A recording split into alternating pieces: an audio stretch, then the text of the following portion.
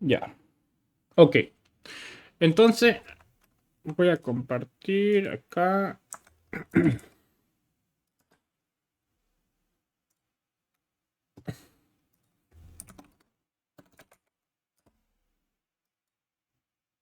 ¿Se puede ver? Sí, ¿no? La pantalla. Por Sí, acá. sí se ve. Listo. Ok. Cualquier cosa me dicen nomás. Bueno, actualmente lo que vamos a aprender es C Sharp. C Sharp tiene mm, muchas opciones, ¿no? Tiene, por un lado, el tema de escritorio. Escritorio. Por otro lado, también tiene Hola, Jorge, disculpa, se ve el OBS, el OBS. Oh, ok. no se ve la pantalla. Oh, ok, ok, listo. Qué bien que me dijiste. Ok, ok.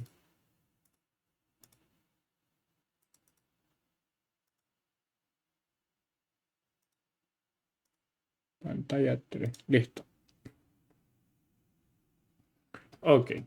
Ok, entonces tiene el tema de escritorio. Tiene el tema de web también. Y tiene el tema de juegos. Pero también, digamos, Unity que es muy, muy útil. Y podríamos hasta programar realidad aumentada dentro de Unity. Entonces tiene muchas opciones.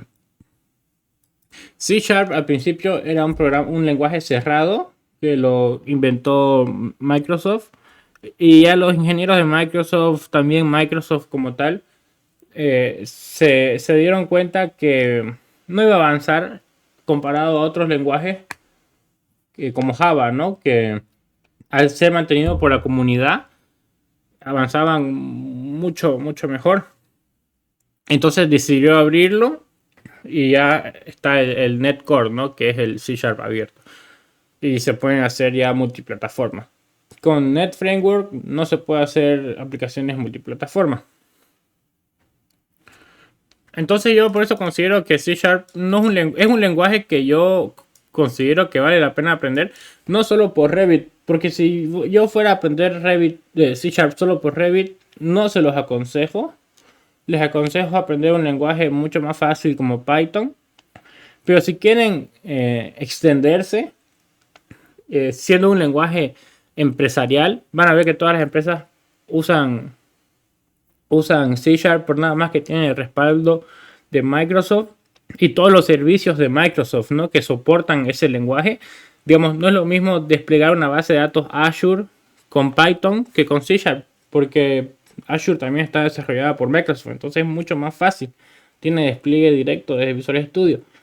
Entonces sí considero que es un lenguaje muy, muy, muy robusto, es una buena opción.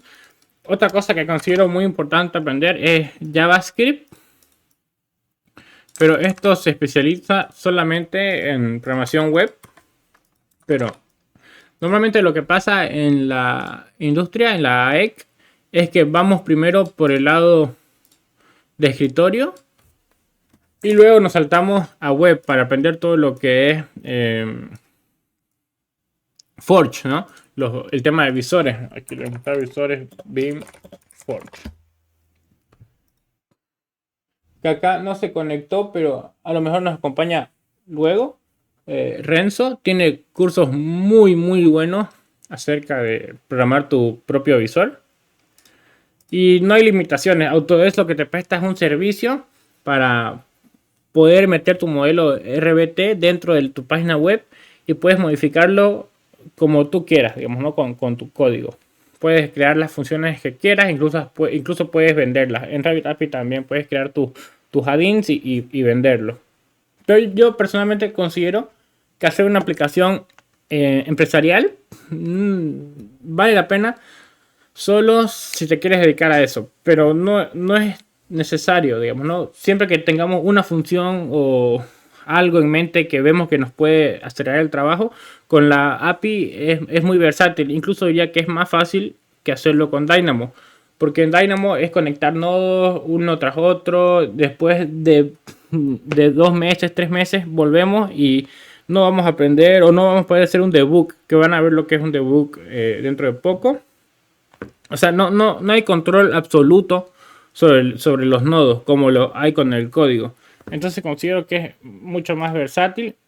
También podemos crear nuestras propias funciones. ¿Y dónde estaría Revit dentro de estos 2 o 3? Estaría en el escritorio. Entonces, en el escritorio, ¿qué herramientas tenemos de C Sharp? Tenemos esta. La primera que yo considero que es útil aprender es WinForms. ¿Qué es WinForms? Es un framework que contiene facilidad, bueno, contiene componentes que nos ayuda a crear interfaces gráficas, así como ven, formularios, ¿no? Pero no solo formularios, nosotros también podríamos descargar un componente mucho más desarrollado. Por ejemplo, a mí me encanta esta librería WinForms 3D Graph. Yo una vez estaba aburrido y hice un visor 3D dentro de Revit, pero un visor, obviamente en un día no se puede hacer mucho, ¿no? Entonces yo lo llamé mi visor Temu. Ya se los voy a mostrar, pero mostraba, digamos, ¿no? El mismo modelo dentro de un 3D. Es esta la librería. Se puede hacer muchas cosas. Entonces esto es un componente de WinForms. Lo metemos con drag and drop a nuestra interfase y ya nos viene con una serie de clases, métodos, funciones y propiedades del mismo componente, ¿no? O sea, es un componente dentro de Windows Form. Entonces eso para empaparnos un poquito sobre qué es WinForms. También tenemos otra opción, XML con WPF, que es lo mismo que WinForms, pero no sé si conocen el HTML, que es lo más básico cuando uno quiere aprender a programar web. Esto usa una sintaxis parecida, pero no la misma. No usa HTML, sino usa XML. Y algunas personas dicen que es muy superior a WinForms porque en vez de hacer un drag and drop y tener que ajustar propiedades dentro de la herramienta, directamente lo podemos hacer con el código. Y también es más reutilizable. Podemos diferenciar. Acá podemos diferenciar XML. La forma XML, la forma de la aplicación, y separar con C Sharp la lógica.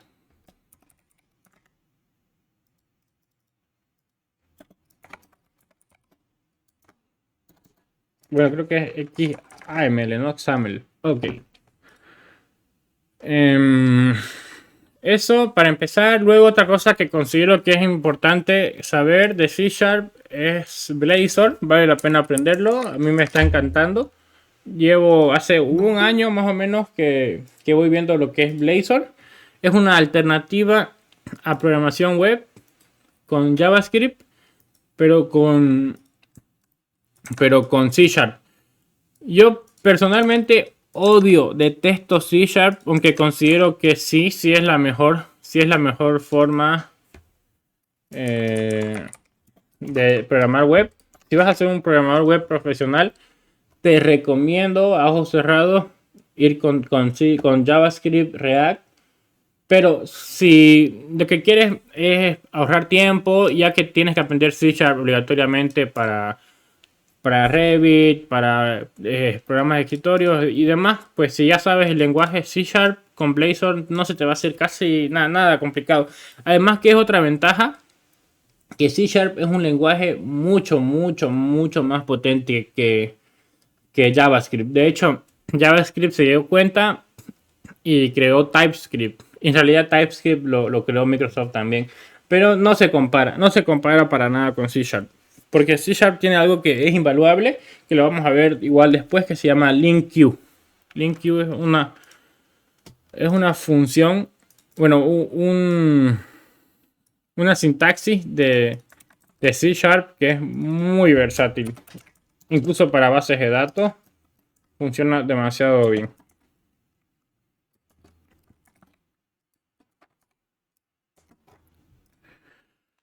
Ok, claro, otra ventaja de Blazor es que en JavaScript tenemos demasiadas cosas que ya ni sabemos por dónde ir. Ya está demasiado desarrollado el mercado.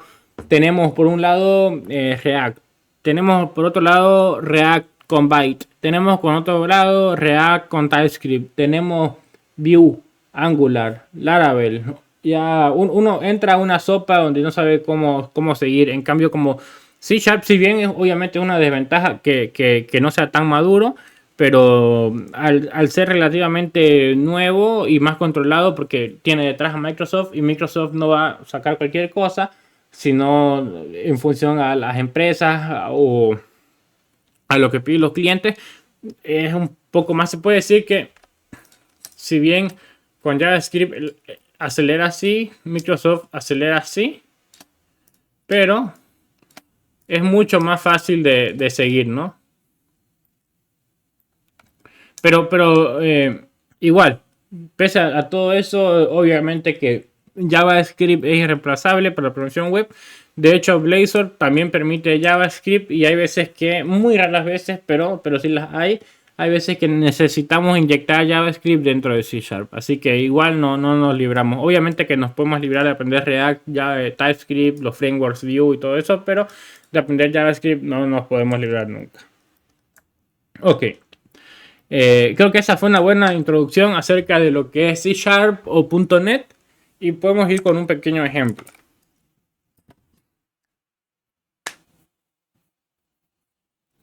Ok, ya todos tienen descargado Visual Studio. ¿Hay alguien que no?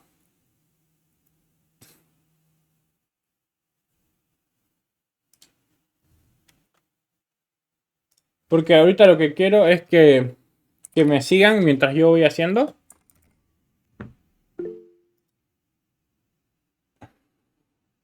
Ya está. Ok, perfecto. Mira, entonces lo que vamos a hacer es entren todos a esta página. A ver, ¿qué pasó?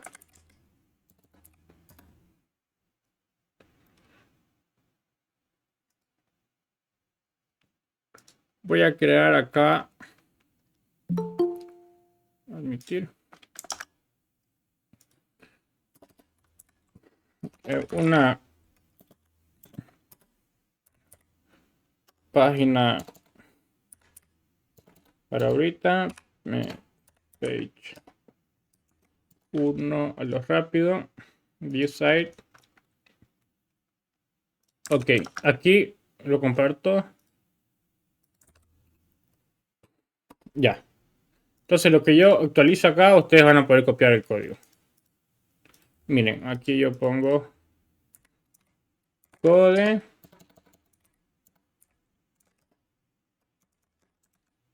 Y debería actualizarse al darle restart.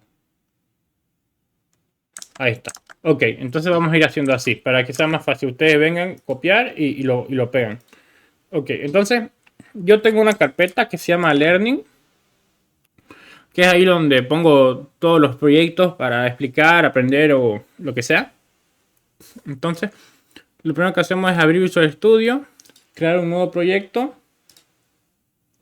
y vamos a comenzar con lo más simple, con una aplicación de consola. Eso yo lo pongo en mi carpeta Learning. Ustedes pueden escoger acá.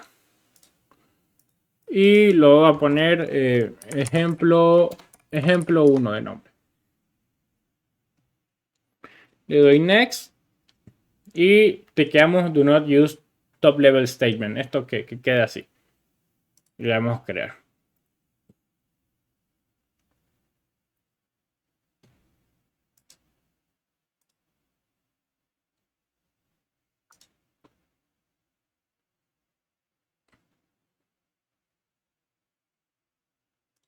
Ok. Esto va a aparecer así. Entonces, ¿qué es lo que tenemos acá? Es algo complicado entenderlo de principio. Es demasiada información. Y no considero que sea lo correcto. Entonces vamos a ir viendo poco a poco qué es cada cosa. Por ejemplo, esto de internal, no considero que sea necesario explicarlo ahorita. Pero, ¿qué es lo importante? Lo importante es que es una clase. ¿Qué es una clase? ¿Qué es un método?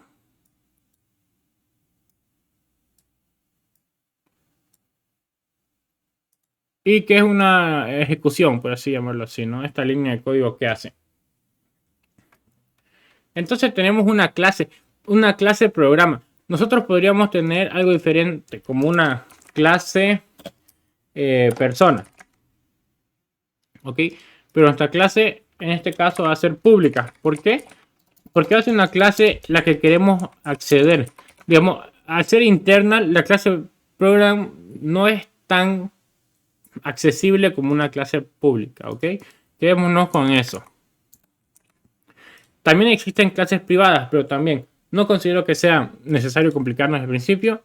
Quedémonos con que vamos a usar una clase pública y que las clases públicas, o bueno, las clases en general lo que hacen es describir un comportamiento, ¿ok?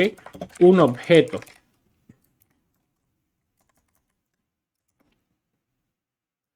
Otras personas dicen que podemos decir una clase como la plantilla para un objeto u funcionalidades. ¿Ok? Tenemos las clases y dentro de las clases tenemos propiedades.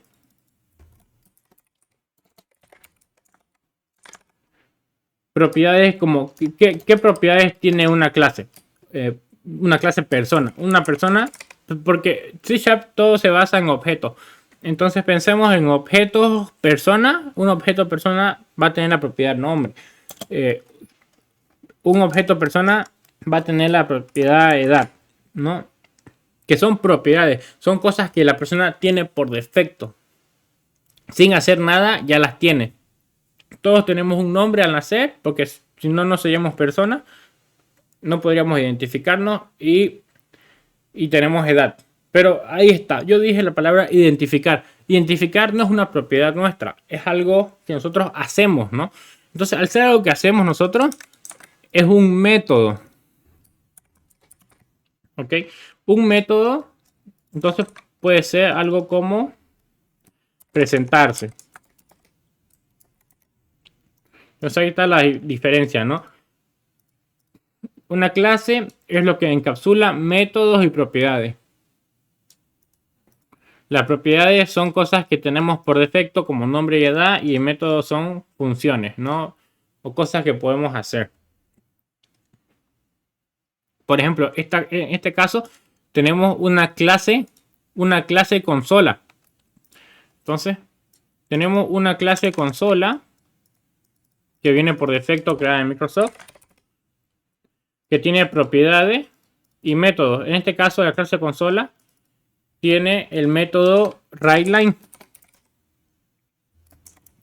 Ese método, si nos fijamos acá, con control shift espacio, pide un valor. Entonces pide un valor que es string, un string value. Eso es otra cosa que hay que tener en cuenta en C#. Nosotros no podemos decir, a diferencia de otros lenguajes como Python, que considero que es perfecto que sea así, es el tema del tipado. No podemos decir una variable, por ejemplo, edad igual a 4. No se puede. O 23, 24, 34. No se puede. Tenemos que decir qué es una edad. Una edad va a ser un entero, porque no podemos tener 34 y medio, ¿no? Sí o sí es un número entero. Al igual que una variable como digamos que queremos guardar un maullo. No sé si está escrito bien, pero no importa. Un maullo sería una palabra, un texto que se guarda como string y podemos poner algo como miau, no sé, por decir, ¿no? Entonces sí o sí tenemos que decir qué qué es lo que estamos guardando a C#. No se lo podemos, no, él no lo puede adivinar. Bueno, de hecho sí lo puede adivinar con el sufijo var, pero ya luego voy a explicar eso. También considero que no es necesario ahorita. ¿Hay dudas ahorita del tema de clase, propiedades y métodos? ¿Alguna pregunta?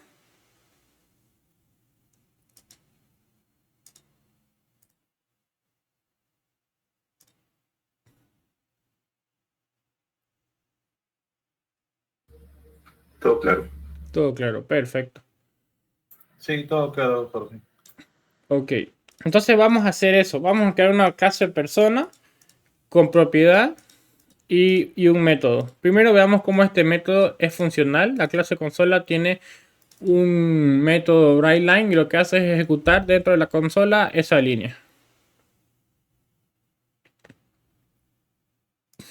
Ok. Entonces, aquí tenemos una clase. No podemos escribir una clase dentro de otra clase. Eso no se puede hacer. Pero sí podemos escribir varias clases dentro de un namespace. ¿Ok? Para hacerlo directamente, partimos de escribir public class persona. ¿Ok? Y automáticamente la IA me escribe la propiedad. ¿Ok?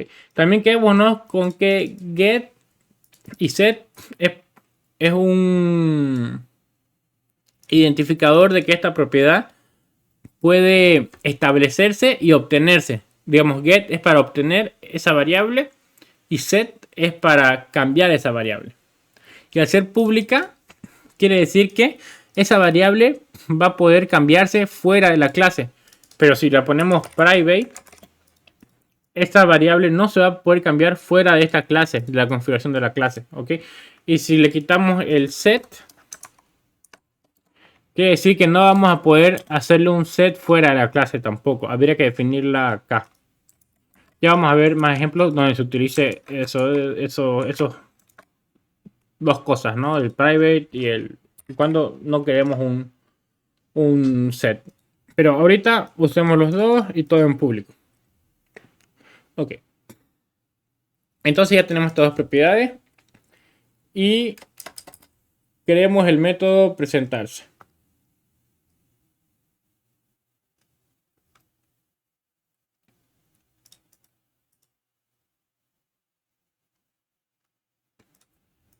Ok.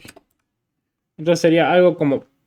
Bueno, este es un tema muy importante dentro de C# y es lo que es el constructor. El constructor es lo que se utiliza para llamar a la clase dentro de otro lugar. Ahorita lo voy a explicar al terminar, pero lo invocamos con la abreviación CTOR o escribiéndolo manualmente. Entonces es CTOR tabulador y lo que hace es copiar el nombre de la clase y el paréntesis, ¿no? Public persona. Entonces dentro de public persona podemos hacer una sobrecarga también, ¿ya? Pero eso lo vamos a ver después. Entonces dentro de persona tenemos un argumento, un paréntesis, que aquí va el argumento.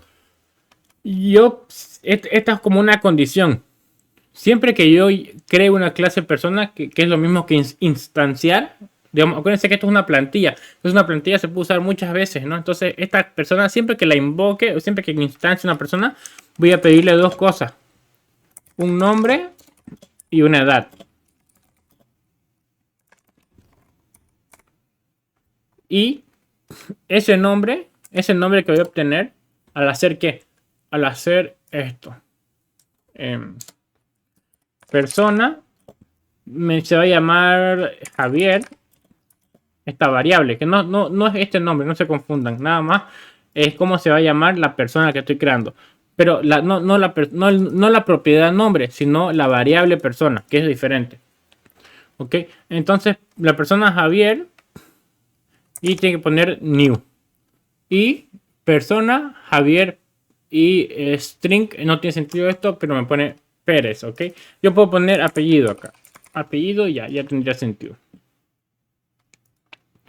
Entonces, esto al invocarse, Voy a traer el point to fix.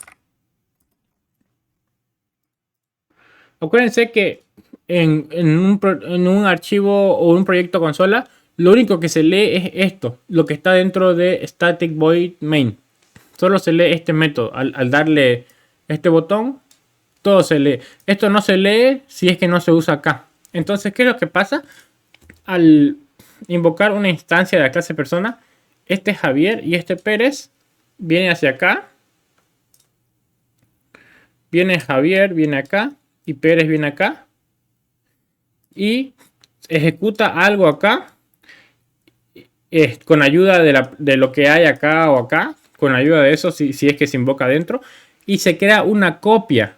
Una copia y esa copia se pega acá. ¿Por qué se crea una copia? ¿Qué quiero decir con copia? Porque podemos crear otra clase persona. Otra clase persona que se llame... Miren, el mismo nombre no se puede usar. Pero se puede llamar Mauricio. Entonces, una copia se crea para Javier y otra copia se crea para Mauricio. Esto ya vendría a ser Mauricio. Mauricio Pérez, porque son hermanos. ¿Ok? Pero algo se ejecuta acá. Dentro de la primera copia, algo se ejecuta acá, ¿verdad? Pero ahorita no se ejecuta nada. Entonces no está pasando nada. Porque, digamos, la propiedad nombre no se está utilizando para nada. No se está guardando dentro de esa copia la propiedad. Para guardar dentro de esa copia, lo que tengo que hacer es esto. Nada más igualarlo. Nombre es igual a nombre. Porque acuérdense, al instanciarlo, lo estoy guardando acá. Nombre es igual a nombre y apellido es igual a apellido. Luego,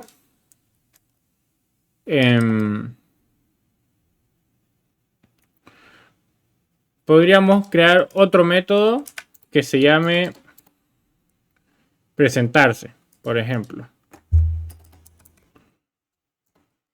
Public void o saludar, ahí está. Public void saludar, console write line, hola soy, la propiedad, nombre y el apellido. Y acá, al escribir, al usar la variable, bueno, al usar la variable, tenemos diferentes cosas. Uy. Bueno, tenemos los métodos que son estos cubitos, saludar, getType, que son métodos que vienen por defecto, equal, getHashCode, getType, toString. Y tenemos las propiedades, que también hay propiedades que vienen por defecto, pero aquí está apellido, nombre, ¿no? Entonces, al poner saludar y ejecutar ese método, los métodos siempre vienen así. O sea, aquí lo que estamos haciendo es usar esta función. Si corremos, ahí vemos el resultado. Hola, soy Javier Pérez. Entonces lo que quiero que hagan ahorita es... Bueno, y también podemos hacer lo mismo con Mauricio. Mauricio, saludar. Ok, entonces lo que quiero que hagan ahorita es yo voy a copiar esto en Notion. Lo voy a guardar, ya está guardado. Si entran acá.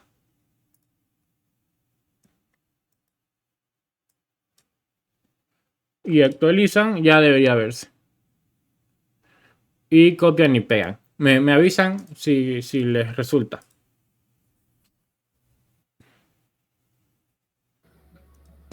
Y ya apareció. ¿Pudieron ejecutar?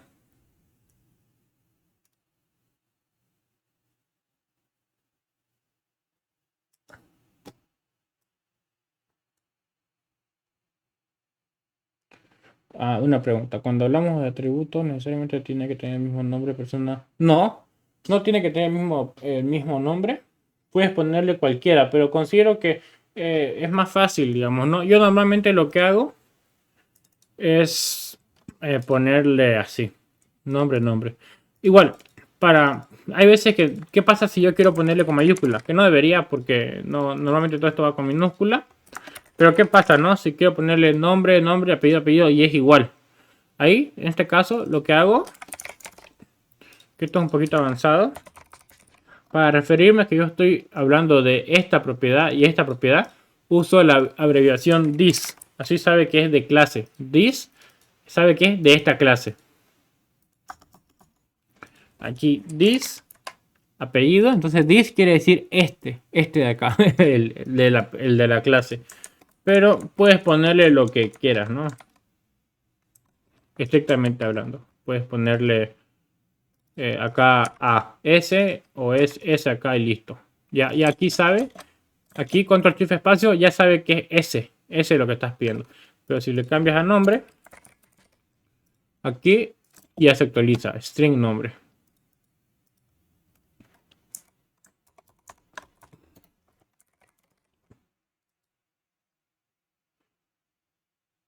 Luego también se puede documentar, pero esto lo vamos a ver en otras sesiones. Digamos, apretamos aquí en saludar y aquí en este texto que aparece podemos hacer que diga este método requiere de tal cosa y ejecuta tal cosa, como una ayuda de memoria se puede hacer. La variable siempre va en minúscula. Buenas prácticas son, sí, las variables siempre en minúscula y los métodos siempre en mayúscula. Y las propiedades igual las pongo en mayúscula.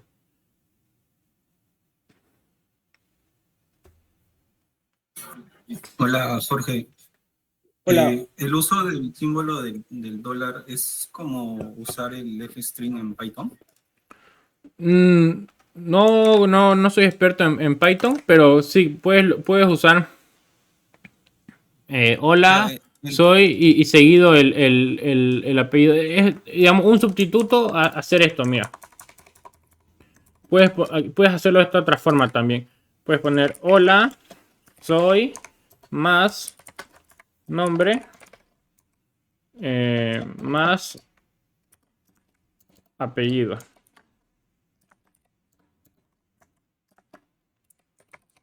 Apellido, esto debería funcionar, a ver. Hola, soy. ¿Qué pasó aquí?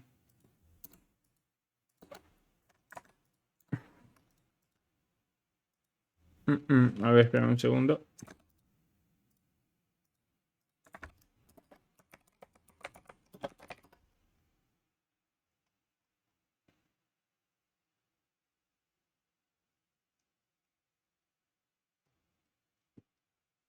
Hola, soy. Ah, ya, no. Directamente así. O sea, es una opción. Si tú puedes usar el apóstrofe y diferencias las variables con esto, con el corchete, y lo puedes usar directo, digamos, ¿no? Sin problema, o puedes separar tu texto, añadir variable. Digamos, puedes poner texto entre medio, acá, y texto entre medio, así. Uy.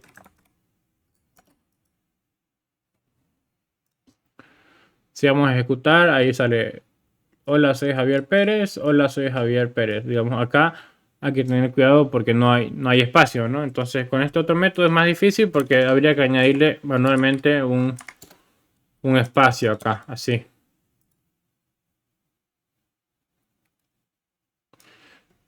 El soy también, ¿no? Aquí habría que dejar un...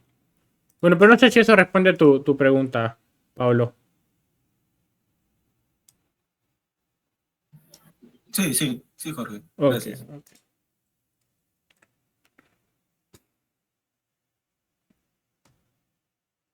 Ahí, ¿pudieron ejecutar esto? ¿Se pudo? No, no se pudo.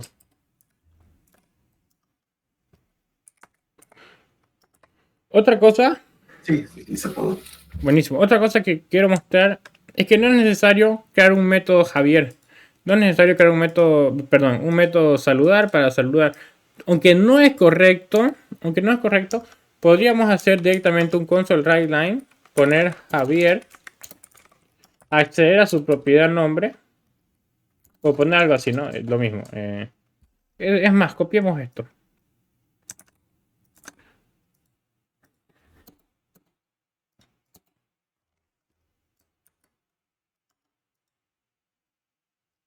A ver.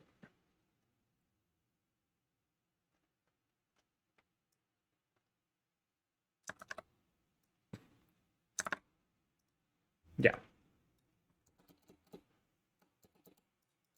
Aquí, hola, accedemos a Javier y acá, Javier punto nombre, cerramos, soy Javier, otra vez, Javier punto apellido. Y esto va a funcionar. Hola, soy Javier Pérez. Si hacemos lo mismo con Mauricio, igual va a funcionar. Obviamente poner Mauricio.saludar es mucho más fácil. Pero ¿qué pasa? Nosotros no queremos que el usuario, digamos que nosotros somos los creadores de Revit y no queremos que el usuario pueda hacer esto. Queremos que el usuario con nuestro método directamente use saludar y lo que no esté en saludar no lo pueda obtener. ¿Cómo hacemos eso? Ponemos, en vez de public, private. Y ahora me sale error de compilación. Y si intento ejecutar, no va a ejecutar. ¿Vieron la diferencia? Pero sí voy a poder saludar. Sí voy a poder poner Javier, perdón, punto saludar. Y accedo a la propiedad privada nombre. ¿Por qué? Porque estoy accediendo desde la clase. No sé si se entiende la diferencia.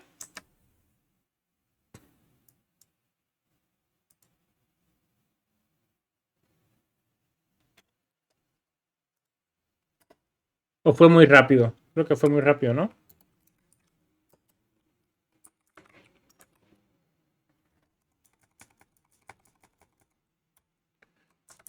Bien, ya ni me aparece el nombre. No me aparece porque está private. ¿Se entiende?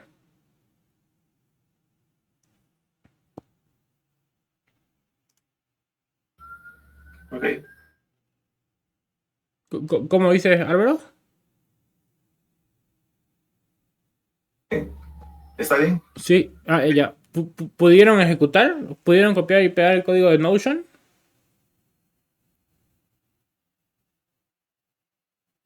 Sí. Ok, perfecto. Sí, sí. Ok, listo ya. Considero que esta es una muy breve introducción, pero está bien. Cualquier pregunta, vamos a ir viendo cosas más avanzadas otros días, pero quiero que practiquen. Entonces, para practicar, lo que quiero es que cada uno cree un método diferente. Un método diferente, vamos a saludar o busquen otro método para la persona y lo crean. Ahorita vamos a cambiar a mostrar un poco lo que es Windows Forms y luego vamos a ver lo que es la Revit Pin. Entonces, para crear un proyecto de Windows Forms nativamente de Windows Forms, no de la Revit, se puede usar Windows Forms dentro de la Revit API, se puede, pero quiero mostrarles lo que es WinForms. Entonces, para crear una WinForm Apps, se viene acá a WinForm Apps o lo escriben acá, abren, pueden crear con cualquier nombre, lo guardan en su carpeta, le dan Create.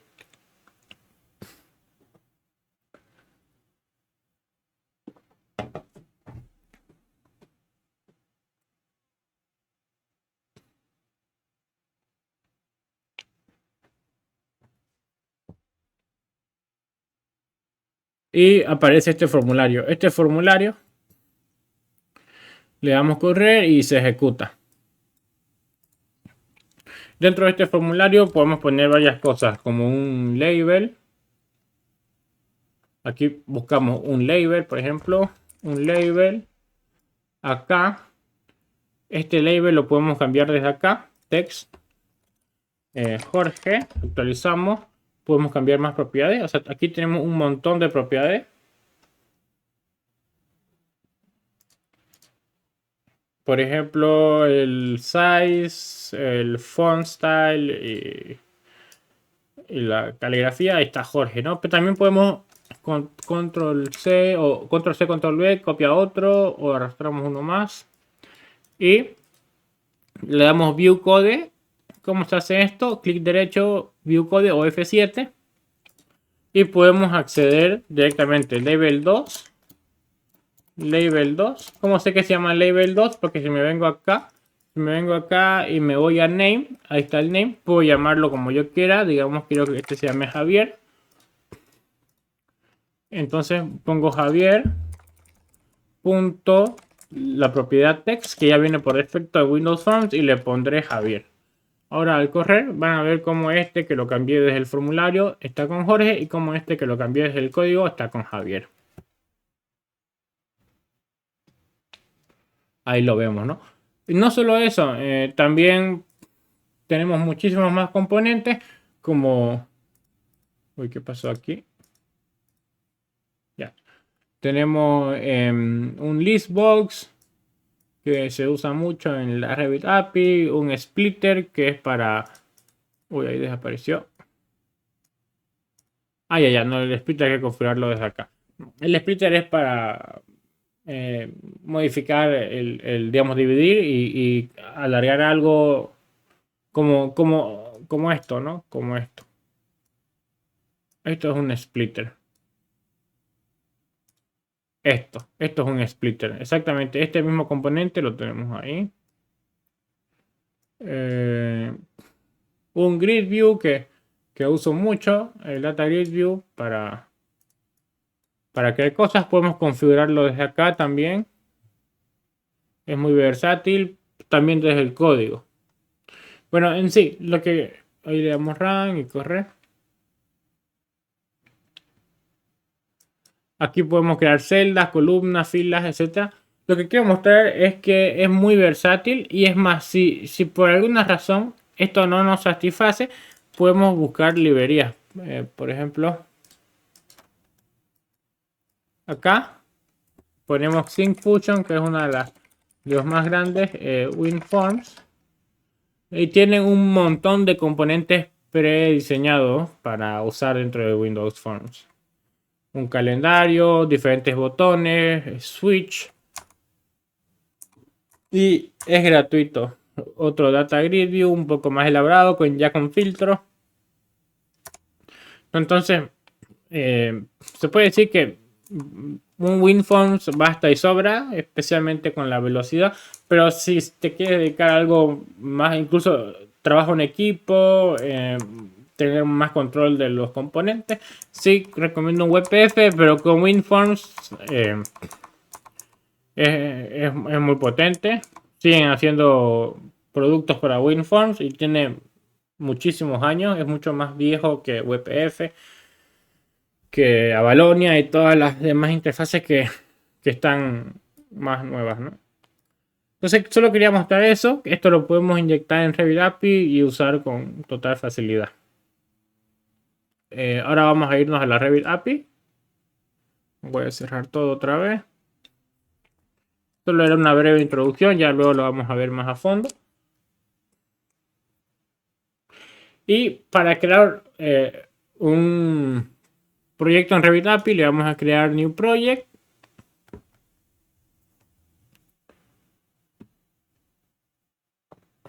Ya, ok. Buscamos classlibrary.net o lo escribimos acá, pero tiene que ser .net sí o sí. Sí o sí.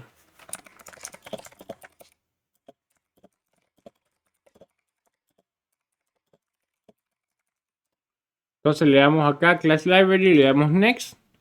Aquí le ponemos un nombre cualquiera. Podemos ponerle First Add-in. Y aquí 4.8.1 está bien, o si no 4.8.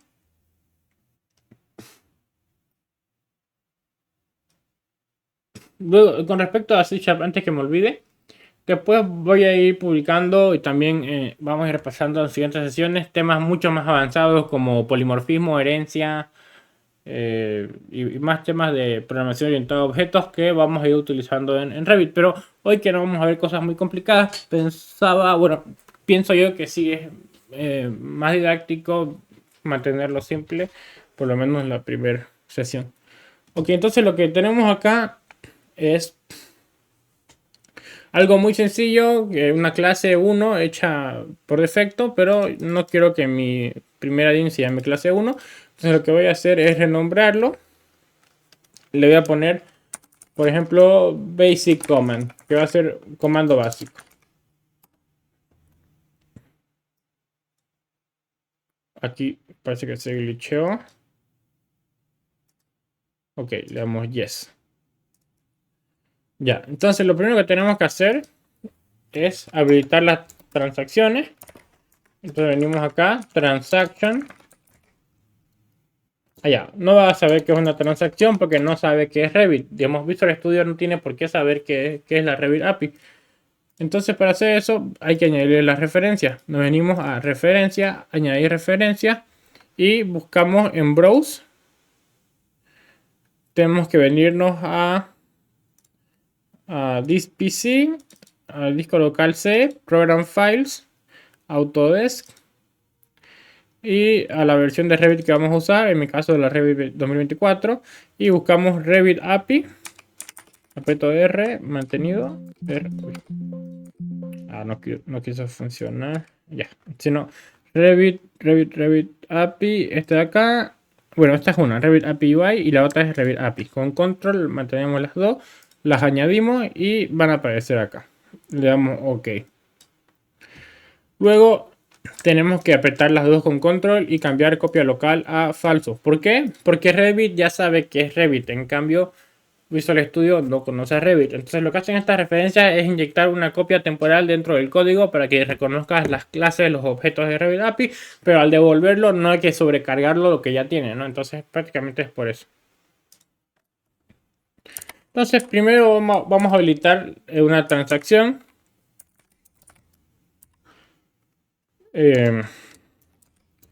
Transaction punto manual. Aquí se apretamos. Ya es transaction mode punto, a ver.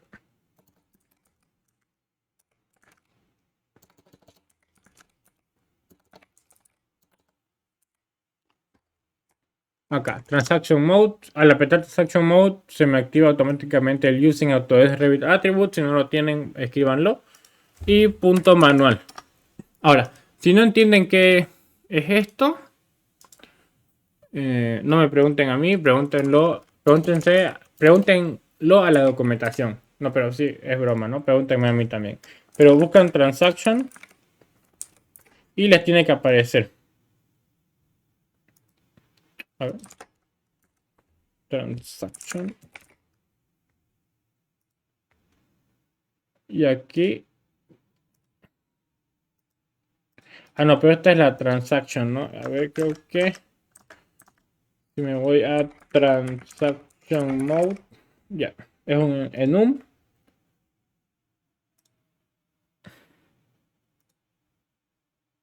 Y tiene manual y read only. Entonces todo podemos buscarlo en la documentación. Entonces aquí nos dice, ¿no? The API Framework no va a crear ninguna transacción. Pero va a crear un outer group to rollback changes. O sea, nos explica qué es todo el tema de la transacción manual, ¿no? Por qué se implementa. Pueden leerlo, pero prácticamente esto habilita crear los comandos y que Revit los reconozca de manera manual. Que no lo haga la API, ¿no? Lo que está allá adentro por defecto de Revit. Luego también tenemos el read only, que esto no se usa nunca, que es cuando tú lo quieres leer, pero directamente puedes habilitar el manual y ya por defecto también también lee, ¿no? Entonces no recomendaría nunca usar el read only, directamente el manual. Pero entonces lo que quería mostrar aquí era que todo lo podemos buscar en la documentación de Revit. Es una documentación muy bonita, de hecho, para hacer Autodesk. Entonces, una vez que habilitamos eso, tenemos que usar una interfase. Una interfase, mantengámoslo como que es algo que se crea manualmente, obviamente en C#, que es como un documento para que se siga. No, perdón, no un documento, es como un contrato. Es para que se siga una cláusula. Ya, digamos, y external command se debe usar para crear comandos dentro de Revit, sí o sí. Si no, no se puede. Pero esta interfase, para implementar interfaces es de esta forma. los dos puntos y external command. Entonces, ¿qué condición me pone? Para ver la condición que te pone una interfase, basta con apretar en los rojitos y ver aquí la luz y implementar interfase. Al implementar interfase, automáticamente se implementa y ya vemos lo que nos obliga a hacer, ¿no? Entonces, en este caso, nos obliga a crear un método que se llama ejecutar, que devuelve un result. Acuérdense que C Sharp, digamos, si yo quiero guardar una variable, tengo que tiparla, ¿no? Tengo que decir, ¿qué es lo que está explicando acá? ¿Dónde está? Chrome. Acá. Int edad. Este método tiene algo similar a lo que pasa en las variables. Aquí int 34, string miau, ¿no? Acá lo que pasa es que el método tiene una palabra, void. Void. También podríamos crear un método que se llame public int suma entera. Minúscula suma entera, ¿ok? Entonces lo que hace esto, ya sabemos que este método por defecto va a almacenar, va a devolver un int. O sea, este método al crearlo, obligatoriamente tiene que hacer algo, cualquier cosa, bla, bla, bla, y al final hacer un return int. Tiene que devolverlo.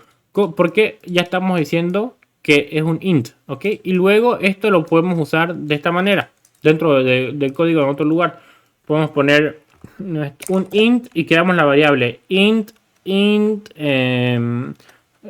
resultado es igual a, invocamos el método suma entera. Este caso podría tener, digamos, que pida un int a y un int b,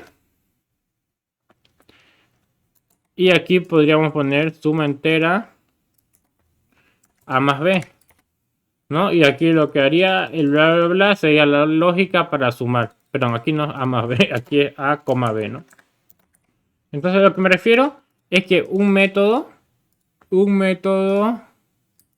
tiene detrás lo que va a devolver, que es lo indicador de lo que vamos a guardar con ese método. ¿Ok? Espero que se haya entendido eso.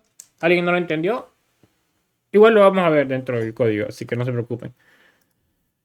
Entonces esto devuelve un result, ¿no? Claro, devuelve un result, y para devolverlo hay que poner acá result. Result es igual a result succeed. Perdón. Si lo estoy diciendo yo acá. Un return. Return. Y automáticamente esto. Así tal cual. Return int. Perdón. Return int. Return entero. Y acá return. Y un objeto result. Que en este caso es un result enum. Ya vamos a ver que es un enum también. Pero manténgase con esa lógica. Aquí pide que devuelva algo que es un result y aquí lo está devolviendo. Lo mismo acá. Pide que devuelva algo que es un int y acá lo está devolviendo. Y aquí ya podemos programar lo que queramos dentro de Revit. Por ejemplo, un task dialog. .show hello world. Esto lo compilamos. Hasta mientras vamos a ir abriendo Revit.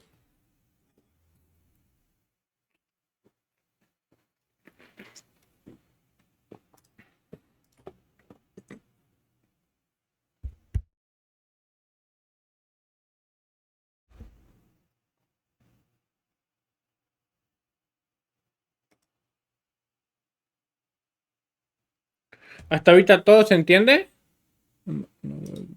Aquí está.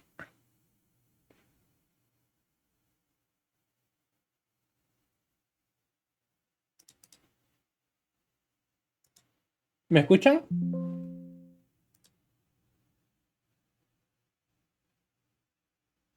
Hola.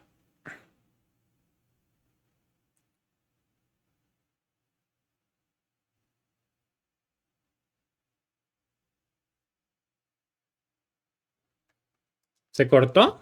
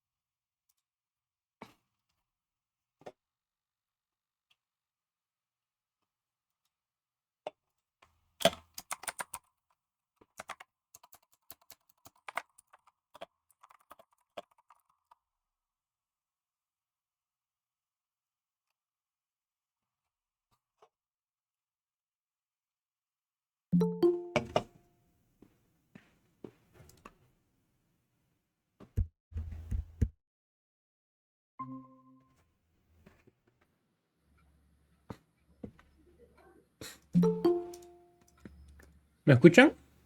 Hola.